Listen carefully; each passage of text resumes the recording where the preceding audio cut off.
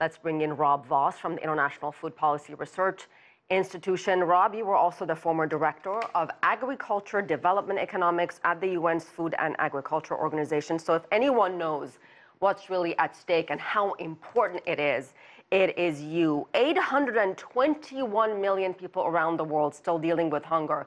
A staggering number. Have we come a long way? Are we still stuck where we were years ago?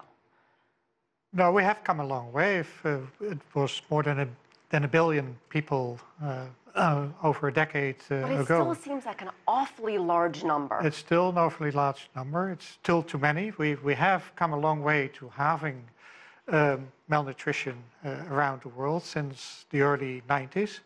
But the promise, as the report signals, is that in recent years we've seen a change in the trends. From downward, it's coming back upward, for the key reasons that's mentioned in the documentary of climate change affecting particularly African countries, but also Asia and parts of Latin America, and conflict that are the main drivers compounding existing and continuing poverty situations around the world. So what do you do about that? I mean, what needs to be done for us to make even bigger improvements through the years? Conflict resolution, clearly one item, and climate change is another, but then you have people who are disputing whether climate change even exists or not.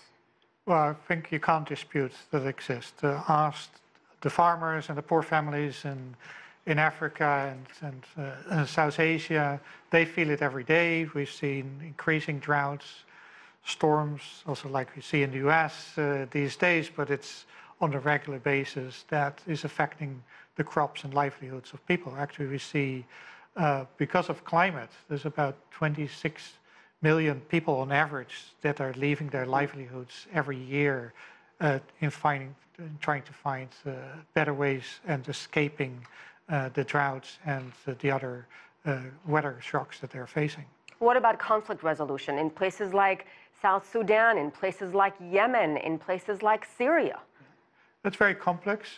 You'll need peacekeeping operations to help quieting the situation, and through that make people being able to restore their livelihoods and continue producing agriculture for the food security for those countries. But it's also the food insecurity situation itself that can be a source of new conflict.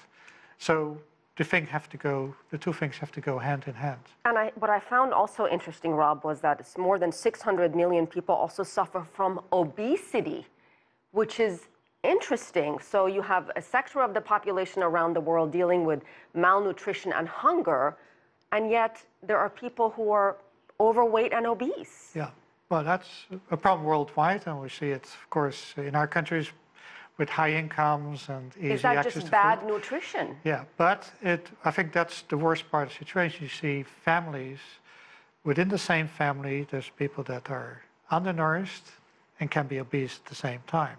And there can actually be a relation between the two. People that have food insecurity because they can't pay enough, they have enough money to pay for their food, they typically buy the kinds of foods that lack nutrients and maybe cheaper, but are not the right kind of nutrients. And also the stress situation that's caused by food insecurity may make people eat the wrong things. So you see these problems going hand in hand, and that's, of course, the worst situation you can have. And very quickly, Rob, is it realistic to think that we can get rid of hunger worldwide by 2030? Yes or no?